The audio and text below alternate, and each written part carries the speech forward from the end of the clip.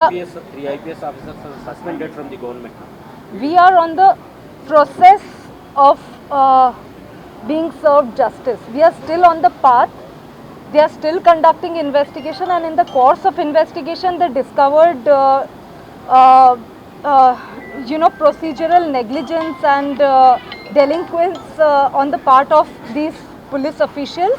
Hence, the suspension came after thorough inquiry, and it was not a haphazard decision. It was after thorough inquiry, and it was entailed. So that happened, but we are still on the path of justice, and I have faith in God, and I have faith in all the people in power in the present government that justice will eventually be served to me. But I request that to happen as promptly as possible. Will you believe that the then government chief or CM behind all these harassment?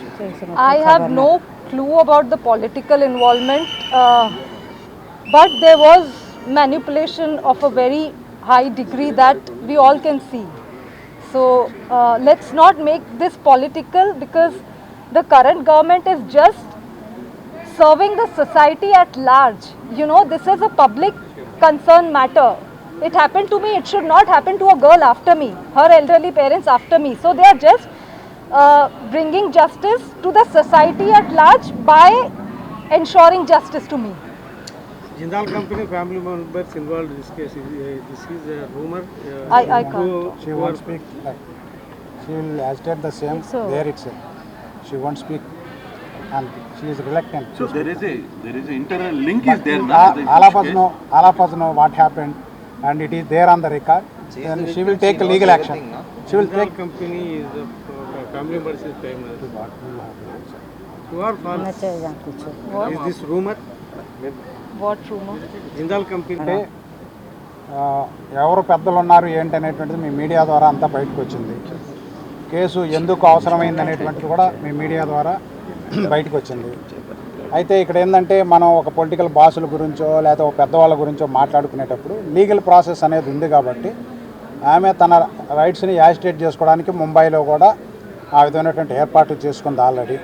కాబట్టి అది ముంబైలో తేల్చుకుంటుంది ఆ విషయం అనేది ఎట్లా జరిగిందని. కానీ దీని రూట్ కాజ్ ఏందనేటువంటిది మీ అందరికీ తెలుసు. మనం బహిరంగంగా దాన్ని చెప్పుకోవాల్సిన పనేం లేదు. ఆల్రెడీ రికార్డులోనే ఉంది, అది పోలీస్ రికార్డులో ఉంది, ఇన్వెస్టిగేషన్లో వచ్చింది. అక్కడ కేసుని క్లోజ్ చేసుకోవడం కోసమే ఈ తతంగం జరిగిందనేటువంటిది కూడా అందరికి బహిర్గతం. అయితే అక్కడ ఎట్లాగో కేసు ఉంది, ఆ క్లోజర్ అయినటువంటి కేసు ఏం చేయాలనేటువంటిది కూడా తన లీగల్ స్టెప్స్ ఆల్రెడీ స్టార్ట్ చేసింది. కాబట్టి ఇక్కడ ఈ కేసు కనుక క్లోజ్ అయ్యి వీళ్ళ మీద ఉన్నటువంటి ఫాల్స్ కేసు క్లోజ్ అయితే ఈ నేపథ్యం అక్కడికి షిఫ్ట్ అవుతుంది. అక్కడ ముంబైలో తర్వాత యాజిటేషన్ జరుగుతుంది. మిత్రులారు, ఇంకా చెప్పాల్సింది ఏంటంటే ఈ మొత్తం ఎపిసోడ్లో మీడియా ద్వారానే ఈమెకి న్యాయం జరిగింది. మీడియా పీపుల్ అందరూ కూడా అనేకమైనటువంటి ఛానల్స్లో డిబేట్ చేశారు, యూట్యూబర్స్ చాలామంది సహాయం చేశారు. ఎందుకంటే ఇంత పబ్లిక్ క్రై రాకపోతే ఇలాంటి సంఘటన బహుశా మీడియా మిత్రులందరికీ తెలుసు. భారతదేశంలో ఒక 3 IPSలు ఒకేసారి సస్పెన్షన్కు గురవటం లేదా పెద్దల ఇన్వాల్వ్మెంట్ ఉందనేటువంటిది రావటం ఈ కేసు ఉంది. అయితే న్యాయవాదులుగా కానీ బాధితులుగా వాళ్ళు కానీ ఎవరెవరు ఇన్వాల్వ్ అయ్యారనేటువంటిది మీరు అడిగే ప్రశ్నలకి సమాధానం ఇన్వెస్టిగేషన్ చెప్తుంది. ఎందుకంటే ప్రీమెచ్యూర్గా మనం మాట్లాడలేం కాబట్టి ఆ విషయాలు. ఆల్రెడీ మీ అందరికీ తెలుసు, కాల్ డేటాలు, గూగుల్ టేక్అవుట్స్ ఇవన్నీ తీసుకోవడం జరిగింది. ఇంకా విచిత్రం ఏంటంటే ఈరోజు మీడియాలో కూడా కథనాలు వచ్చినాయి. వీరి యొక్క ఇన్స్ట్రుమెంట్స్ని పోలీస్ ఆఫీసర్స్ కాకుండా మరి ఎక్కడికో తీసుకెళ్ళి ఓపెన్ చేయాల్సిన ప్రయత్నం చేశారు. వీళ్ళకి 2 సార్లు మెయిల్ అలర్ట్స్ బయటకు వచ్చిన తర్వాత మెయిల్ అలర్ట్స్ వచ్చినాయి. అవి మీకు సప్లై చేస్తాం ఇప్పుడు. అంటే దీని అర్థం ఏంటంటే మరి తీసుకున్నటువంటి ఇన్స్ట్రుమెంట్లను కోర్టుకు సబ్మిట్ చేయాలి. మామూలుగా అయితే సెర్చ్ వారెంట్లో సెక్షన్ 100 CRPC 101 CRPC. ఇంకా చాలామంది ఈ వాస్తవాలు తెలిసిన కొన్ని పత్రికలు కావాలని ఆమెను బ్లేమ్ చేసి క్యారెక్టర్ అసోసియేషన్ చేస్తున్నారు. ఇంత దుర్మార్గం జరిగిన తర్వాత కూడా మనం ఇప్పుడు రాజకీయంగా ఏదన్నా ఉందా లేదనేది ఇన్వెస్టిగేషన్ తెలుస్తుంది. ఆమె ఎప్పుడు రాజకీయం గురించి కూడా మాట్లాడేది, మేము కూడా రాజకీయాల గురించి మాట్లాడలేదు. మీడియా మిత్రులకి ఫెయిర్ జర్నలిజం అనేటువంటిది ప్రాతిపదికగా తీసుకొని ఈ కేసుని కేసుగా రిపోర్ట్ చేయండి. వాళ్ళు ఉన్నారు వీళ్ళు ఉన్నారంటే ఇన్వెస్టిగేషన్ తేలుతుంది. అయితే సెల్ ఫోన్లు తీసుకెళ్ళి దాన్ని కూడా ఐఫోన్లు కాబట్టి సరిపోయింది. అదే మామూలు ఫోన్లు అయితే ఇప్పుడు కల్లా ఓపెన్ అయ్యి సెక్యూరిటీ మెజర్ చాలా ఎక్కువగా ఉంటుంది కాబట్టి ఐఫోన్లో 2 సార్లు ఓపెన్ చేయడానికి ఆ సెల్ ఫోన్లు ప్రయత్నం అఫీషియల్గా జరగటం అంటే అది వేరు.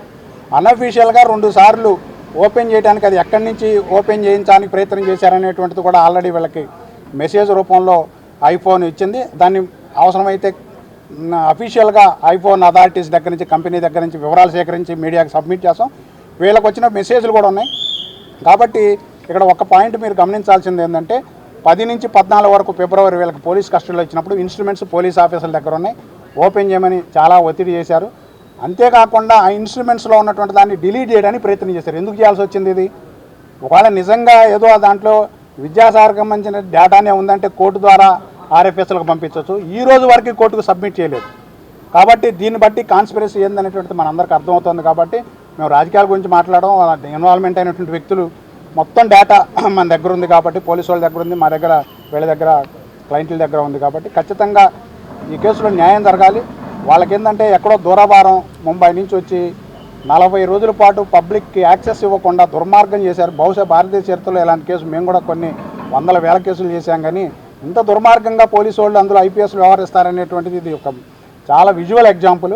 కాబట్టి మీడియా మిత్రులందరికీ ధన్యవాదాలు తెలియజేస్తూ ఈ ట్రూత్ అనర్థ అయ్యేంత వరకు, వాస్తవం బయటకు వచ్చేంత వరకు కూడా మీడియా మిత్రులు సహాయం చేయవలసిందిగా, సహకరించవలసిందిగా కోరుతున్నాం. ఈరోజు దానికి సంబంధించిన అప్రాపరియేట్ రిప్రజెంటేషన్ ఇచ్చారు. అలాగనే సిపి గారిని కూడా కలుస్తారు విజయవాడలో. వాళ్ళకి జరిగే న్యాయం ముఖ్యంగా ఆ కేసుని విత్డ్రా చేసుకోగలిగితే, ఎందుకంటే ఫాల్స్ కేసు అని అపరెంట్గా కనపడతా ఉంది కాబట్టి కేసు విత్డ్రా చేసుకుంటే ముందు జరుగుద్ది. వాళ్ళ బ్రదర్కి ఇచ్చినటువంటి ఎల్ఓసి, ఆయన దుబాయ్లో ఉంటాడు, ఆల్రెడీ లుక్అవుట్ నోటీస్ ఇచ్చారు, దాన్ని విత్డ్రా చేసుకున్నారు. అంతవరకు మంచి జరిగింది. మిగతా కేసు కూడా విత్డ్రా చేసుకుంటే వాళ్ళ మీద పడినటువంటి మచ్చ పోతుంది.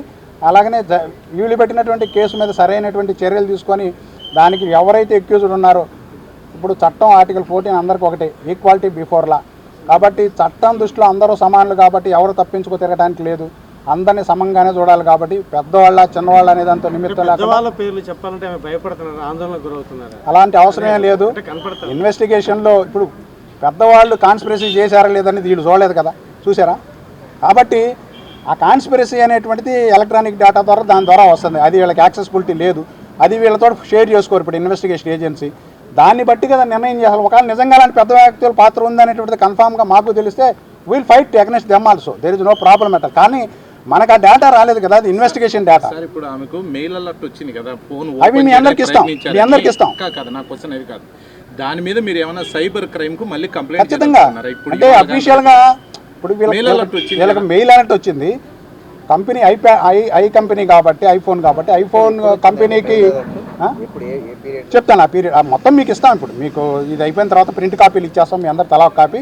ఐఫోన్లో సూపర్ సెక్యూరిటీ ఉంటుంది కాబట్టి వాళ్ళ కంపెనీకి రాసి కంపెనీ నుంచి వచ్చిన తర్వాత అఫీషియల్గా మీ అందరికి రిలీజ్ చేస్తాం. దీంట్లో దాపరికమే లేదు.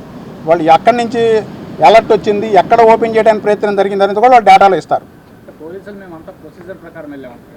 ఎప్పుడు అప్పుడా ఇప్పుడా అప్పుడు మీకు అర్థమైందిగా ఏం ప్రొసీజర్ ఫాలో అయ్యారనేది మేము చెప్పాల్సిన పని లేదు. ప్రొసీజర్ అంటే ఏంటి నాకు అర్థం కాలేదు. అంటే 3వ తారీఖు అరెస్ట్ చేశారండి. ఎవరికైనా ఇన్ఫర్మేషన్ ఇచ్చారా? ఎవరికైనా ఆర్టికల్ 21, 22 ఏం చెప్తా ఉన్నాయి? వేశారు, కానీ ముందు అరెస్ట్కు ముందు ఒక ప్రొసీజర్ ఉంటుంది. వాళ్ళకి ఎక్కడ అరెస్ట్ చేశారు, ఏ ఛార్జ్ మీద అరెస్ట్ చేశారని వీళ్ళకి కాపీ ఇచ్చారా? ఎవరికి ఇవ్వాల. వీళ్ళ బంధువులకు కానీ లాయర్లకు కానీ తెలియజెప్పారా? చేస్తే 23 రోజుల పాటు బెయిల్ లేకుండా ఎందుకుంటారు? ఎవడైనా లోపలికి వెళ్ళినాడు బెయిల్ ఏమని కోరుకుంటాడు కదా. బెయిల్ కొనుక్కోవాలని నేను జైల్లోనే ఉండాలని ఎవడైనా సిద్ధపడతాడా? అందులో లేడీసు, సీనియర్ సిటిజన్స్ 23 రోజులు బెయిల్ వేయలేదంటే అర్థమైంది. మనకేం అర్థం అవుతుంది? ఇన్ఫరెన్స్, సింపుల్ ఇన్ఫరెన్స్, ఇంకెక్కువ అవసరం లేదు దాంతో. తర్వాత 17 రోజులు బెయిల్ వచ్చిందంటే 42 రోజుల పాటు టెక్నికల్గా అరెస్ట్ అయిన తర్వాత వీళ్ళు జైల్లో ఉన్నారు. ఆ తర్వాత రాణాని కలిశారు. కలిసి మా మీద ఫాల్స్ కేసు ఇట్లా నమోదు చేశారు, మీరు తీసేయమన్నారు. అది కూడా రికార్డులో ఉంది. హోమ్ మినిస్టర్ గారు ఆమెతోటి చాలా పూర్తిగా వివరంగా మాట్లాడారు. ప్రభుత్వం వైపు నుంచి ఏ న్యాయం జరగాలో, ఎలాంటి న్యాయం జరగాలో ఇప్పటికే ఇన్వెస్టిగేషన్ చేసాం. ఆఫీసర్స్ని సస్పెండ్ చేయడం జరిగింది, ఇన్వాల్వ్ అయినటువంటి ఆఫీసర్. ఇంకా ముందు జరిగే ఇన్వెస్టిగేషన్ బేస్ చేసుకుని ఎవరున్నా సరే వాళ్ళ మీద చర్యలు తీసుకుంటాం, మీకు న్యాయం చేస్తామని చెప్పారు.